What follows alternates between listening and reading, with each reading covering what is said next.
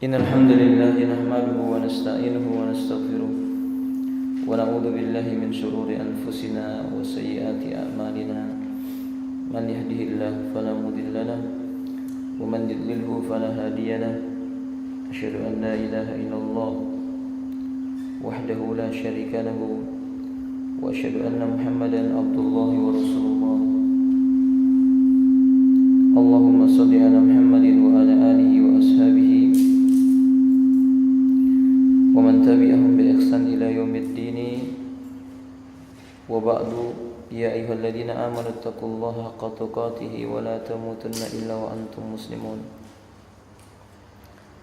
Wa ba'du, fa inna asdaqal hadithi kitabullahi wa khairal hadi hadi Muhammadin sallallahu alaihi wa alihi wasallam.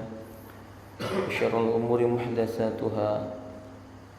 Inna kulla muhdatsatin bid'ah wa kulla bid'atin dhalalah wa kulla dhalalatin finnar.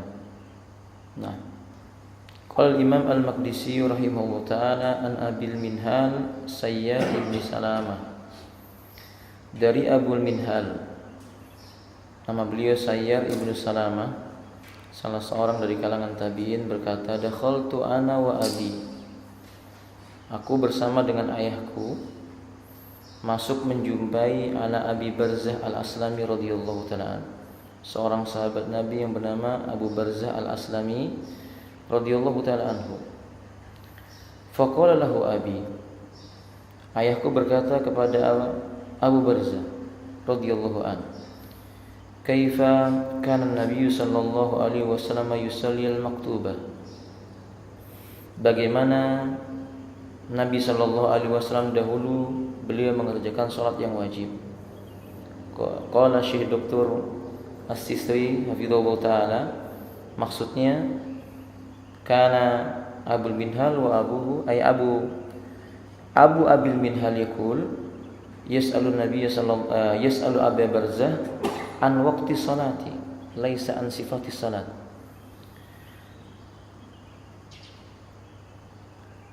Ayah daripada Abul Minhal, beliau bertanya kepada Abu Barzah bukan tentang bagaimana sifat salat Nabi yang kita kenal mulai dari takbir sampai taslim, akan tetapi beliau bertanya tentang waktu Nabi SAW mengerjakan salat 5 waktu.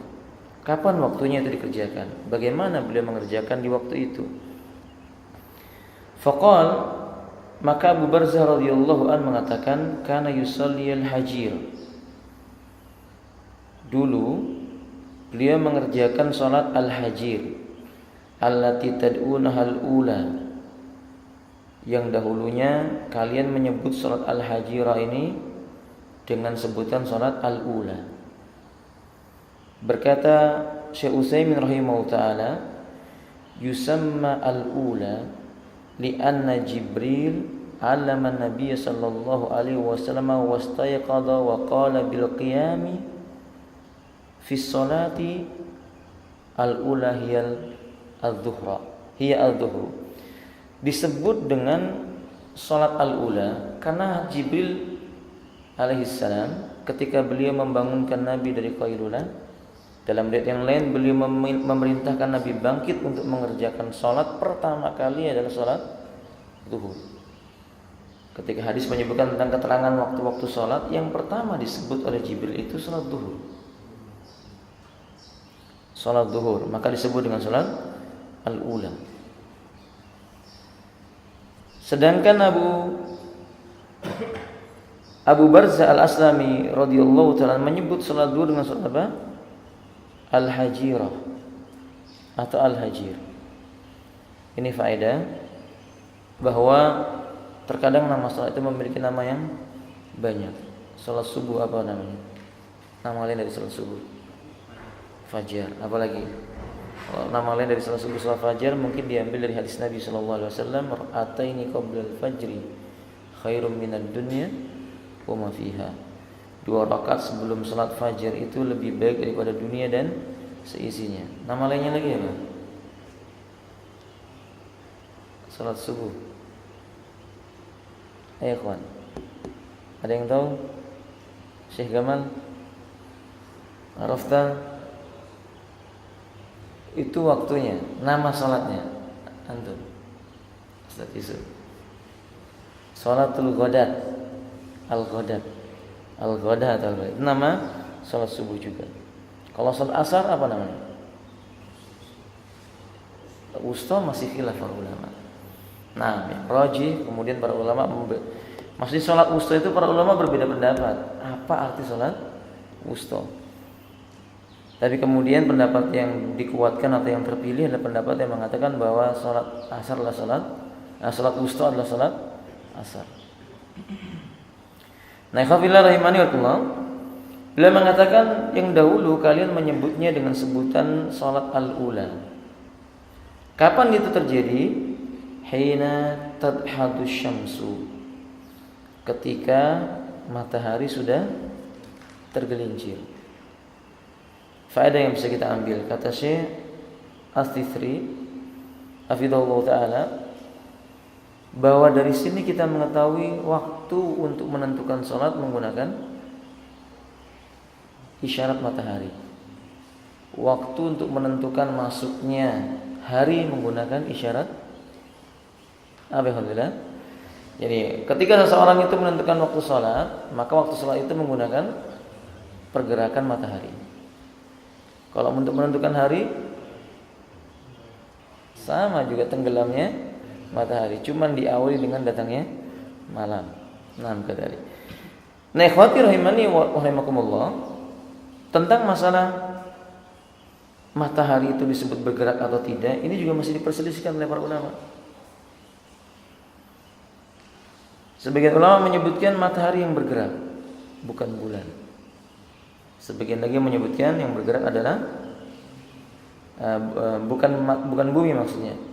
Sebagian lagi mengatakan bahwa yang bergerak itu bumi yang mengelilingi matahari. Tapi ini bukan pembahasan kita pada kali ini. Walhasil hadis ini menjelaskan kana yusallil hajira allati tad'unaha al-ula hina tadhadu syamsu. Dahulu Nabi sallallahu alaihi wasallam beliau mengerjakan salat zuhur di siang hari tatkala matahari itu sudah tergelincir. Wa yusalli al-asra, dan beliau mengerjakan salat asar.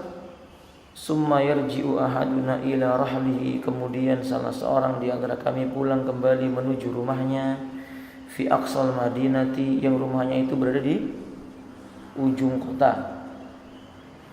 Wasamsu hayyatun, dan matahari ketika itu masih dalam keadaan hayyatun. Hayyatun sebenarnya maknanya apa? Putih terang. Dinamakan hayyatun karena keadaannya belum berwarna kuning. Dari Anas bin Malik radhiyallahu ta'ala ketika beliau mengatakan, nahana Rasulullah sallallahu alaihi wasallam an nusalli fi salasati awqatin wa naqbura amwatana fiha. Nabi melarang kami mengerjakan salat di 3 waktu dan menguburkan jenazah di 3 waktu tersebut. Salah satu dari 3 waktu itu apa ya, Pak? Ba'da salatil asar. Setelah selesai salat asar, hatta taghruba syams. Sampai benar-benar matahari itu tidak terlihat. Akan tetapi Aisyah radhiyallahu ta'ala menyebutkan, ra'aitu Nabiy sallallahu alaihi wasallam yusalli rak'ataini wa fi riwayah arba'ata raka'at ba'da salatil asri. Aku pernah melihat Nabi sallallahu alaihi wasallam mengerjakan salat 2 rakaat. Dalam riwayat yang lainnya 4 rakaat sudah salat asar. Mundu ra'aituhu ma atrukuha. Sejak aku melihat Nabi mengerjakan itu, aku tidak pernah meninggalkan salat sunnah itu. Gimana ini, Pak? Seolah-olah riwayat ini apa? Nah, bertentangan antara riwayat yang menyebutkan tentang larangan salat, baterainya habis ya. Antara yang hadis yang menyebutkan tentang larangan salat dengan hadis yang menyebutkan bahwa Aisyah melihat Nabi melakukan salat itu. Dalam masalah ini, maka ulama kita berbeda pendapat mensikapi riwayat yang demikian itu. Ada sebagian mereka yang menempuh riwayat memansuhkan hukum. Seperti yang dipilih oleh Al-Imam Daud Al-Zahiri. Beliau menganggap salah satu dari riwayat ini mansuh, yakni beliau menganggap yang mansuh itu riwayat dari Aisyah. Tapi Syekh Albani mengatakan, barang siapa mengatakan riwayat ini mansuh, dia mesti mendatangkan jalur periwayatan mana yang lebih dahulu. Masa periwayatan mana yang lebih dahulu dari dua riwayat ini. Dan ini perkara yang tidak gampang. Kalau permasalahannya yang terjadinya ketika masa ketika Nabi belum hijrah, yang satunya terjadi sesudah Nabi hijrah, ya selesai permasalahan, mudah. Faham? Tapi tidak disebutkan di situ apakah sebelum atau sudah hijrah, makanya sulit untuk mengatakan mansuh. Nah, yang kedua, sebagian para ulama menganggap riwayat dari Aisyah itu syadz. Jalur periwayatannya syadz, menyelisih riwayat yang sahih, tetapi rawinya menyelisih riwayat yang lebih sahih lagi. Maka dia enggak apa? Syadz. Tapi Syekh Albani membantah bahwa riwayat ini tidak syadz. Wallahu a'lam bishawab. Yang ketiga, ini yang ditempuh oleh sebagian ulama yang lainnya, seperti yang ditempuh oleh Al-Imam Asy-Syafi'i rahimahullah ta'ala, bahwa kalau dijumpai dua dalil, idza wujida dalilani, dua dalil dijumpai, yakni dalilul fi'liyah wa dalilul qauliyah, hadis berupa perbuatan dan hadis berupa apa? Ucapan. Maka dalam kaidah ilmu fiqhiyah yang dalam mazhab Imam Asy-Syafi'i, maka dan ini hampir sepakat oleh seluruh para ulama, al-qaulu muqaddam al-fi'li. Ucapan itu harus lebih didahulukan dibandingkan dengan perbuatan. Alasannya sebab terkadang perbuatan itu hanya khusus buat Nabi, tidak berlaku buat yang lainnya. Faham? Makanya dalam mazhab Imam Asy-Syafi'i beliau mengatakan, mazhabnya Imam Syafi'i ya, mazhab yang dipilih oleh Imam Syafi'i, beliau menganggap bahwasanya sholat sesudah sholat asar itu hukumnya haram. Sedangkan mayoritas ulama Syafi'i berpendapat hukumnya makruh. Imam An-Nawawi yang bermazhab Syafi'i berbeda. Beliau memilih pendapat yang berikutnya, menggunakan thariqah jam' bainad dalilain, menggabungkan dua dalil. Kalau memungkinkan hadis ini dipertemukan, diambil jalan tengahnya, maka digunakan dua dalil ini sebagai hujjah. Ucapan Abu Barzah ketika beliau mengatakan, salah seorang di antara kami pulang ke ujung kota Madinah, summa yarji'u ahaduna ila rahlihi fi aqsal Madinah wa syamsu hayyatun. Kata Imam An-Nawawi, ini keadaannya menunjukkan dulu Nabi sering sholat dalam keadaan warna matahari selesai sholat masih putih terang. Sedangkan hadis yang menyebutkan larangan mengerjakan sholat sunnah sesudah apa? Asar, itu maksudnya kalau warna matahari sudah mengguning. Sehingga dikerjakan hadisnya Aisyah tentang masalah sholat ba'da asar itu kalau mataharinya belum menguning. Ditinggalkan sholat sesudah asar itu kalau mataharinya sudah warnanya menguning, sudah benar-benar hampir tenggelam. Wallahu a'lam bishawab. Yang lebih menenangkan hati pendapat ini, pendapat yang menyebutkan bahwa tidak dilarang mengerjakan sholat sesudah asar kalau memang mataharinya belum menguning. Bahkan kalau seandainya kita menggunakan riwayat yang datang dari Anas bin Malik tadi dan sahabat yang lainnya, bahkan Abu Barzah juga meriwayatkan hal ini, riwayat tentang larangan mengerjakan salat sudah asar, berarti memberikan makna yang sifatnya mutlak. Mutlak itu masih umum, bukan hanya salat ba'diyah asar, semua salat sunnah yang dikerjakan sudah asar hukumnya apa? Terlarang. Tetapi ketika ada beberapa riwayat yang menunjukkan bahwa bahkan salat itu dikerjakan boleh sesudah asar, misalnya salat berapa? Tahiyatul masjid, yang terikat dengan kondisi tempat atau waktu. Salat apa lagi? Istikharah. Salat apa lagi, Ikhwan? Sunnah tawaf. Salat apa lagi? Salat apapun yang penting di Masjidil Haram. Salat di Masjidil Haram itu Sesudah sholat asar kita mau sholat sunnah mutlak, kita mau sholat sunnah istikharah, kita mau sholat. Pokoknya kalau di Masjidil Haram itu waktunya kapanpun sholatnya itu tidak boleh dilarang. Bahkan sesudah sholat subuh kita sholat sunnah lagi tidak dilarang. Nabi SAW mengatakan, ya Bani Abdi Manaf, wahai Bani Abdu Manaf, jangan kalian melarang seorang pun yang sholat di masjid ini kapanpun waktunya. Jadi sejak saat itu maka tidak boleh lagi seseorang dilarang sholat di sana. Jadi kapanpun waktunya, terlarang maupun tidak terlarang, kalau di Masjidil Haram sholatnya boleh. Kalau di Nasai ya nggak boleh. Antum ba'da sholat subuh kok sholat lagi, boleh nggak Ikhwan? Habis sholat subuh sholat lagi boleh nggak? Hah? Mengqadha apa witir? Mengqadha apa Ikhwan? Iya, mengqadha sholat sunnah fajar. Tapi jumhur berpendapat disukai menunggu sampai matahari telah terbit. Wallahu a'lam bishawab. Nah, faedah yang berikutnya ikhwanillahi rahimani. Masih Athiri menyebutkan, lihat ini. Para sahabat itu mengenali sahabat yang lainnya sampai ke ujung kota Madinah. Ini persis dengan hadis Umar bin Khattab radhiyallahu taala.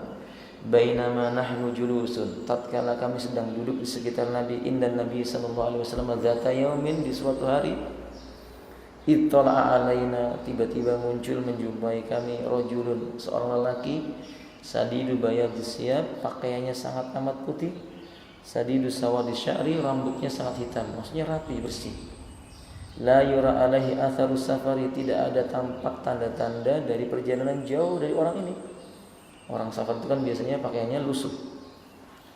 Wala ya'rifuhu minna ahadun, tapi tidak ada di antara kami yang mengenal siapa orang ini. Kalimat wala ya'rifuhu minna ahadun, mafhum mukhalafahnya bagaimana?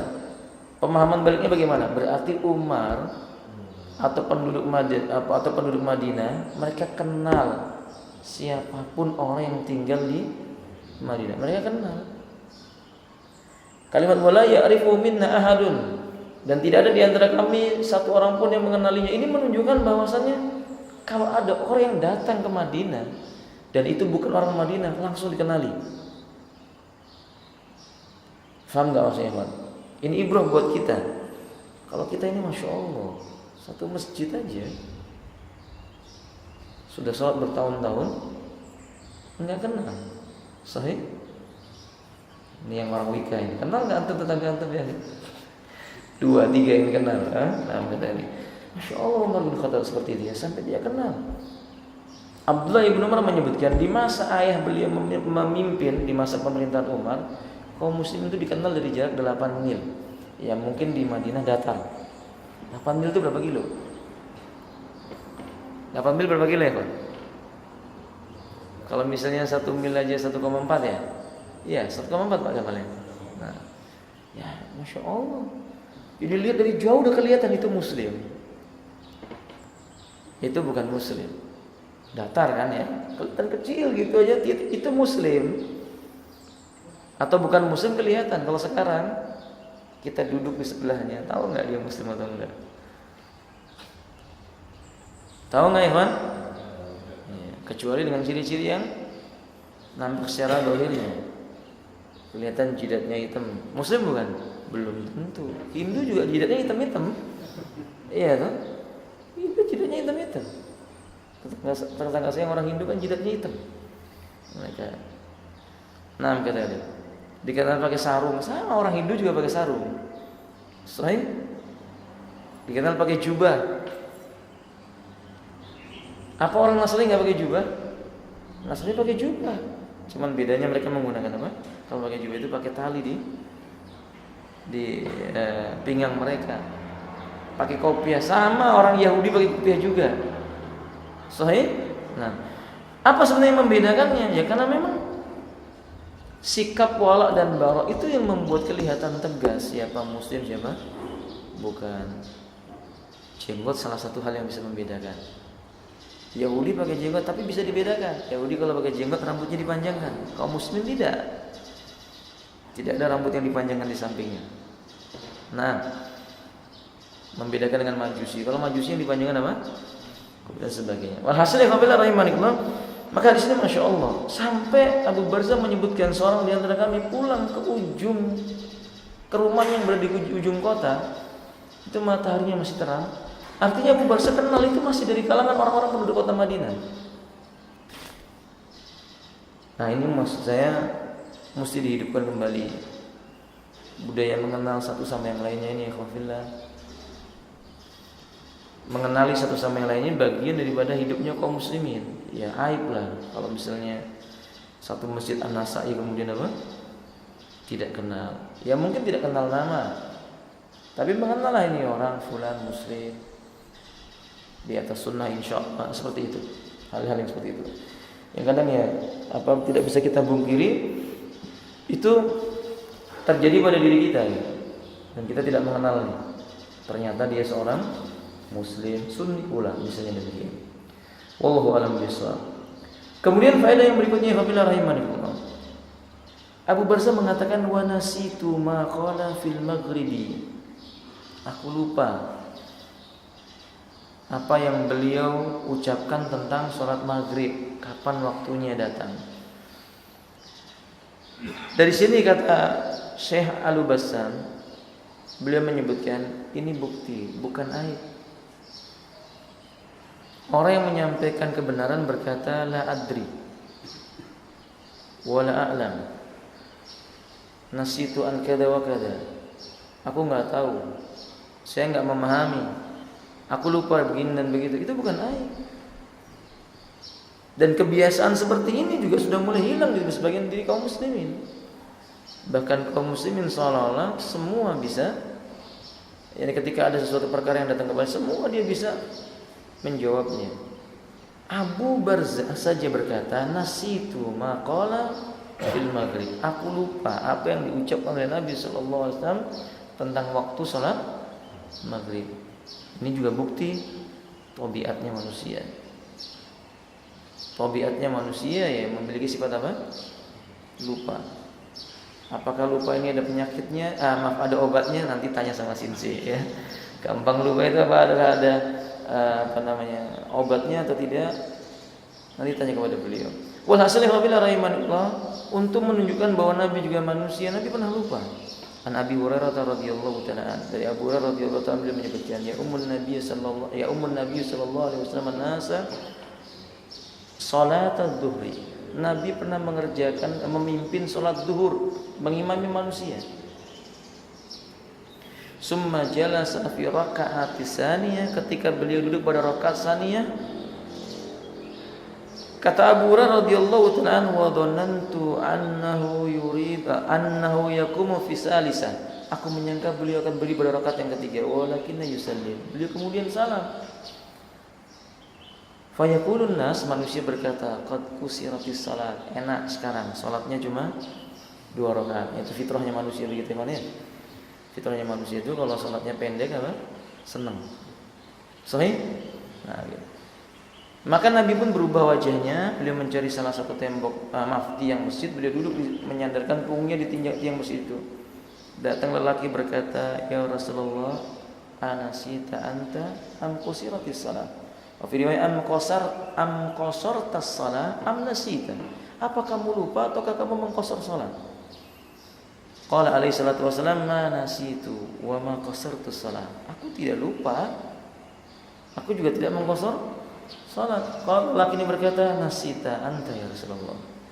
Kamu kalau begitu benar-benar lupa. Qala Nabi li ashabi, Nabi berkata kepada sahabat-sahabatnya, as-sadaqa hadzal rajul. Shadaq ya Rasulullah. Apakah lelaki ini benar? Apakah lelaki ini benar? Kata Abu Bakar dalam ayat itu, iya benar. Ya Rasulullah. Kemudian Nabi menambah 2 rakaat yang sisanya. Itu menunjukkan Nabi apa? Lupa. Apa contoh lupa lainnya? Pada pembahasan yang telah berlalu kita sampaikan di perang Khandaq, Nabi pernah lupa salat apa ya? Bahkan dalam ayat yang lainnya bukan hanya asar, zuhur, asar beliau lupa. Sampai masuk waktu maghrib belum salat. Umar yang mengatakan aku belum salat asar. Kata Nabi aku juga belum salat asar. Celaka suatu kaum yang sehingga menyibukkan nabinya lalu lupa mengerjakan salat. Yakni beliau menyebutkan celaka ini untuk kaum Quraisy musyrikin. Itu juga lupa. Faham dong? Nah, ya maka kalau kita lupa itu juga wajar. Tapi ingat, ya lupanya Bukan tiap hari. Kalau tiap hari itu pikun. Kalau pikun kayaknya nggak ada obatnya sih. Ya, kalau pikun nggak tahu apakah ada obatnya atau tidak begitu. Nah, ikhwati rahimani wallah. Maka ikhwati, walhasil itu menunjukkan bukti jangan malu mengatakan saya tidak tahu, saya lupa. Jangan malu, saya nggak tahu, saya nggak ngerti. Imam Malik disodorkan dengan 10 soal oleh penduduk Hijaz, tapi beliau hanya menjawab berapa? 2. Orang itu berkata, hal anta Malik, imamu darul hijrah? Apakah kamu ini benar Imam Malik? Jangan-jangan saya salah tanya gitu ya. Imamnya darul hijrah, begitu maksudnya. Kata Imam Malik, sampaikan kepada manusia. Malik tidak bisa menjawab pertanyaan kecuali cuma 2. Justru itu menunjukkan kemuliaan jiwa orang yang mengakui bahwa dia tidak tahu. Karena berbicara atas nama Allah, sesuatu yang tidak datang dari Allah itu bukan hal yang kecil. Wa man adlamu mimman iftara 'ala Allahi kadzib. Siapakah orang yang lebih zalim dibandingkan orang yang berani berbicara atas nama Allah tapi dengan apa? Kebohongan. Ini enggak boleh. Nah, kata-kata. Kemudian beliau mengatakan wa kana yastahibbu ay yu'akhkhira minal isya'i allati tad'unaha al-atama. Dahulu Nabi menyukai mengakhirkan salat Isya itu yang dulu kalian menyebutnya dengan salat al-atama. Al-atama ini sebutan yang dilakukan oleh orang-orang Badui di masa dahulu. Atama itu sebutan yang dilakukan oleh orang-orang Badui. Syekh Al-Basam menyebutkan, ketika beliau menyebutkan wa kana yastahibbu ayu akhiru minal isya'i allati tad'una al-atama. Ini maksudnya Nabi dan para sahabat tidak suka menyebut dengan atama. Tapi menyebut dengan yang masyhur salat Isya. Menyebut dengan Isya. Hanya kadang-kadang dahulu orang-orang Badui menyebutnya dengan atama, tapi memang ada satu hadis dalam riwayat Imam Muslim Nabi menyebutnya dengan sebutan salat atama, tapi itu tidak menunjukkan sebagai sesuatu yang masyhur, tidak. Nah beliau mengakhirkan salat al-atama ini atau salat apa namanya? Salat Isya. Al-atama itu artinya waktu menjelang tengah malam. Atama itu maknanya waktu menjelang tengah malam. Makanya disebutkan di sini dikatakan wa kana yaqra'un nauma qabla wal haditsa ba'daha. Beliau tidak menyukai tidur sebelumnya dan beliau tidak menyukai ngobrol sesudahnya. Pembicaraan yang tidak ada faedah maksudnya di sana. Walhasil ikhwati rahimani wallah. Hadis yang menyebutkan wa kana yastahibbu ayyuha akhira minal isya. Beliau menyukai untuk mengakhirkan salat Isya. Apakah bertentangan dengan hadis Nabi sallallahu alaihi wasallam dalam riwayat Bukhari ketika beliau ditanya, "Ayyul amalil afdal ya Rasulullah?" Amal apa yang paling utama?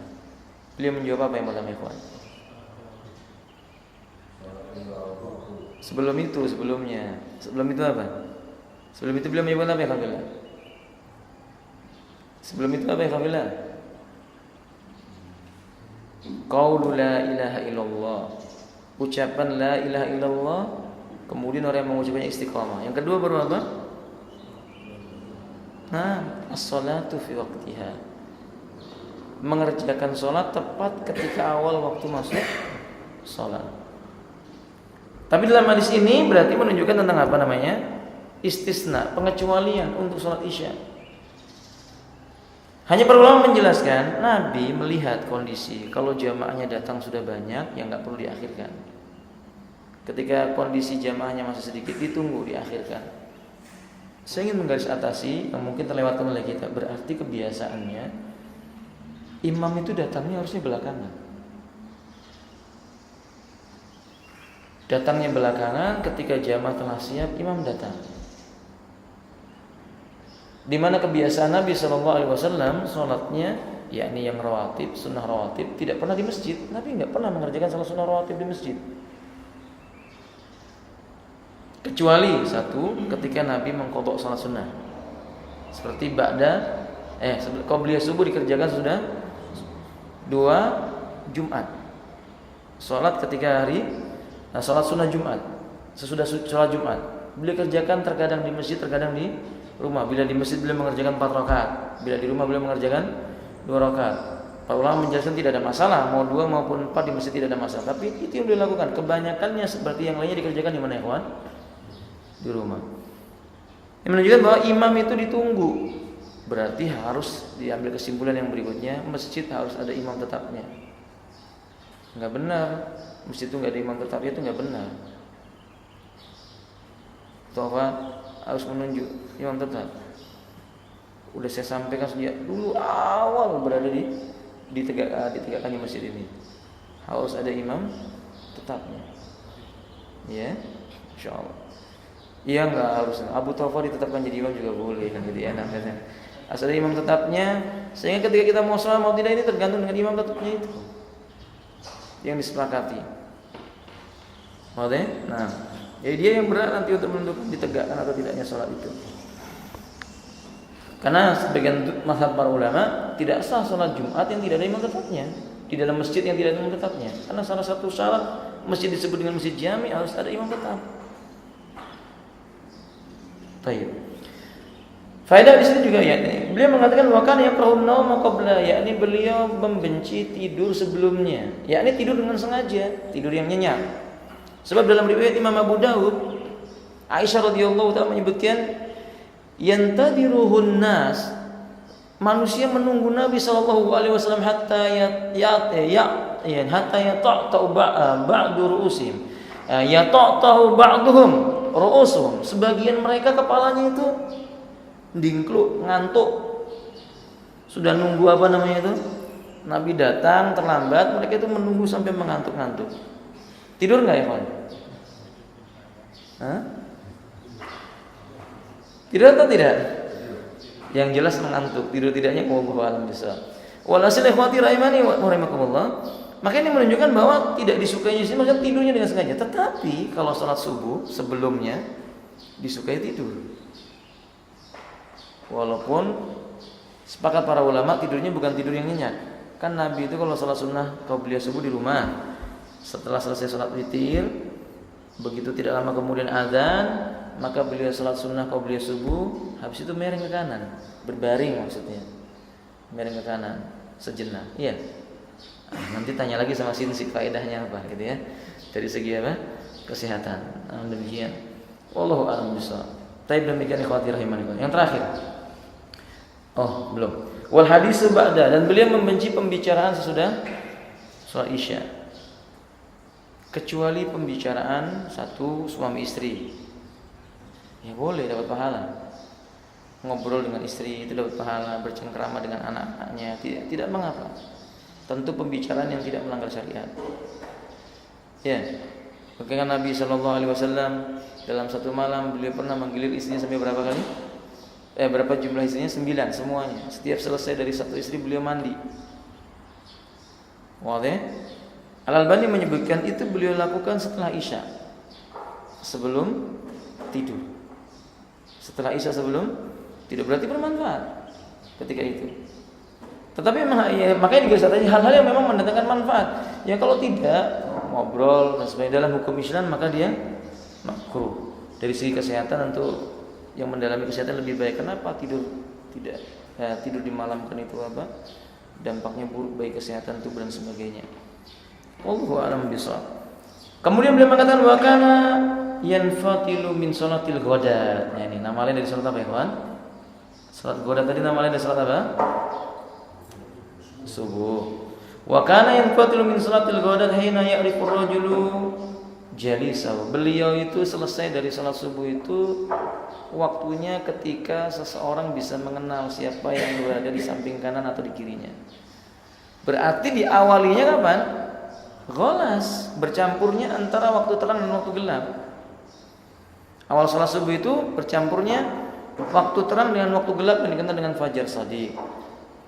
Ketika selesai salat subuh, orang yang salat itu enggak mengenalinya kecuali yang di kanan dan yang di kirinya. Walhasil salatnya Nabi panjang. Kita telah terangkan di pertemuan yang sebelumnya. Berapa ayat yang beliau baca? 60 sampai tadi kita cuma baca surat apa ya, kan? Al-Ghasyiyah kan? Nah. Ya, mudah-mudahan lah setelah ada imam tetap Al-Baqarah 100 ayat ini kan ya. Insyaallah. Demikian. Kemudian kata beliau selanjutnya, wa kana yaqra bi sittin ilal mi'ah. Ini dia, dan beliau membaca jarak antara 60 sampai 100 ayat yang beliau baca dalam salat subuhnya itu. Masya Allah. Mudah-mudahan kita bisa nantinya seperti itu. Ini ringkasan dari beberapa perkara yang bisa kita ambil dari hadis ini. Insya Allah di pertemuan yang akan datang kita akan lanjutkan penjelasan lebih panjang tentang hadis ini juga. Ada yang mau ditanyakan? Ya.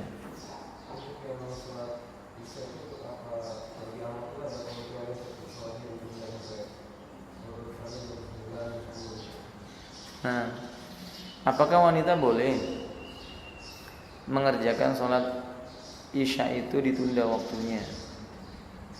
Yang pertama, sebelum menjawab itu, hadis yang kita sebutkan bahwa Nabi menunda waktu itu dilakukan di mana? Di masjid, tidak di rumah.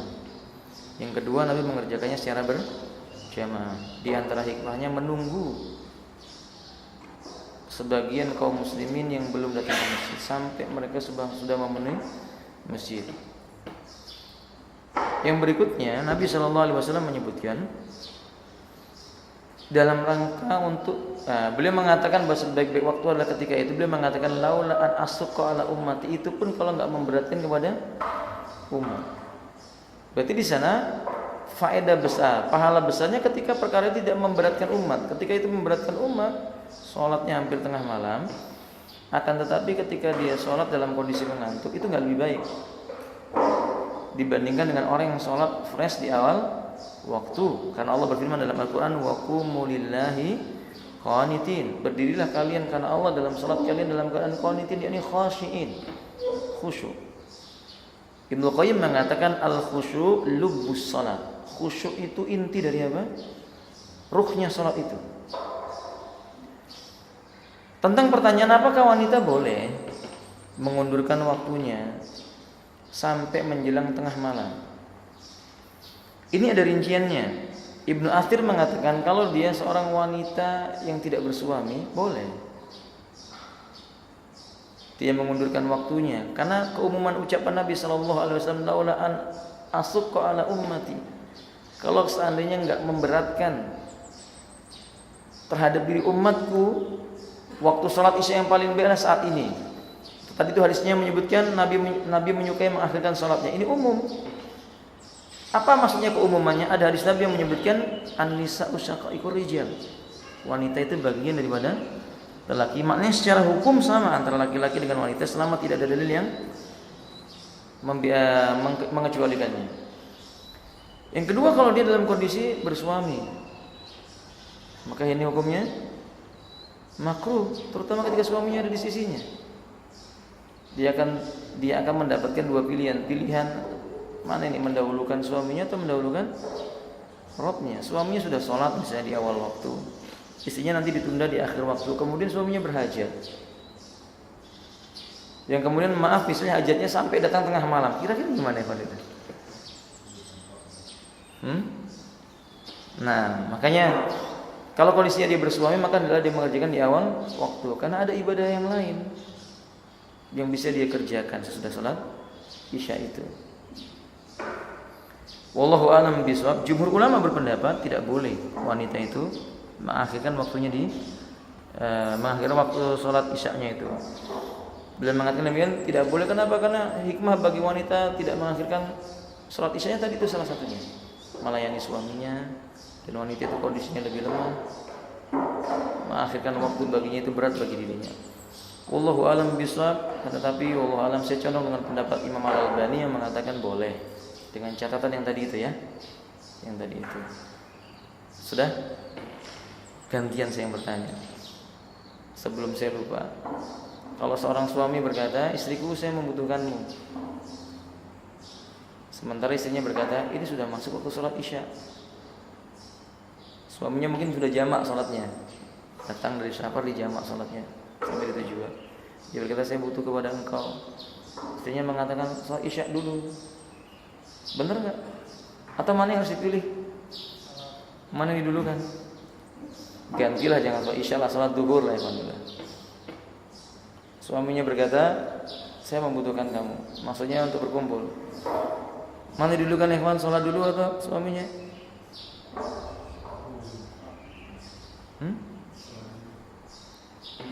Sholat dulu. Tayyib, sholat dulu. Kenapa sholat dulu? Mendahulukan Rabb daripada. Nah, saya kasih kiasan kembali, kiasan yang kecil. Bapak lapar, lihat bakso, jangan bakso sama sinsing nggak boleh. Apa yang lainnya lah, apa ya? Anda lihat makanan, kemudian namanya itu, lihat makanan yang nikmat, lapar nih, antum lihat makanan ini, gaduh-gaduh lah gitu ya, ya. Datang sholat duhur, mana duluan Pak? Sholat isya, mana duluan? Makan dulu. Nggak apa-apa Pak, jangan makan dulu atau isya dulu? Gaduh-gaduhnya panas banget ya kan? Disuguhkan makanannya panas. Antum lapar banget, panas. Baik, ada dalil ida apa ya kan? Idza dakhala al-isya wal asya faqaddimul asya. Hadisnya menyebutkan kalau datang waktu isya tapi makanan malam sudah disediakan, dahulukanlah makan malam. Baik. Anda punya dalil tadi, tapi juga ada dalil yang lainnya, larangan makan makanan yang panas. Iya loh. Kan ada larangan makan makanan yang panas. Makan makanan yang panas itu meniupnya sama dengan meniup apa? Api neraka. Nah, pertanyaannya adalah qawila rahimanillah. Mana yang didulukan kalau gitu, Pak? Iya. Maka ada rinciannya. Kalau wanita tadi misalnya dipanggil oleh suaminya, waktu untuk sholat isyanya masih panjang misalnya, kemudian ketika nanti dia sholat, hilang kekhusyuannya. Hilang Pak kekhusyuannya. Ya, ada yang baru nikah? Faham gak maksudnya ini Kamil? Hilang kekhusyuannya, maka dahulukan penghalang yang menyebabkan kekhusyuannya itu tidak ada dalam salatnya. Yang menyebabkan dia khusyuk itu nggak ada, itu harus dihilangkan dulu. Ketika Anda lapar, makanannya bisa dimakan, makanannya bisa dimakan, ya makan dulu. Lah kalau makanannya panas, masa antum kipasi dulu? Lah daripada ngipasi antum apa ya, Wan? Ya sholat. Ya, sama seperti Anda puasa. Anda puasa bulan Ramadan, lapar koyo opo ya tetap sholat, iya toh? Enggak mungkin Anda mengatakan nah, udah dihidangkan makanan. Berarti ada rinciannya dalam masalah ini. Kalau begitu ya Alhamdulillah didahulukan yang mana tadi, yang wanita tadi itu?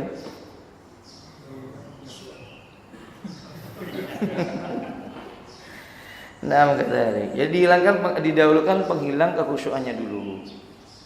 Kemudian baru sama tidur juga begitu, kan tidak disukai tidur sebelum sholat isya. Tapi ketika antum dalam kondisi sudah sangat amat tidak sanggup menahan kantuknya lagi, ya tidur dulu sampai hilangnya rasa kantuknya, baru apa? Sholat. Baik, kita lanjutkan di pertemuan yang akan datang insyaallah. Subhanakallah wa bihamdika, la ilaha illa anta, astaghfiruka wa atubu ilaik.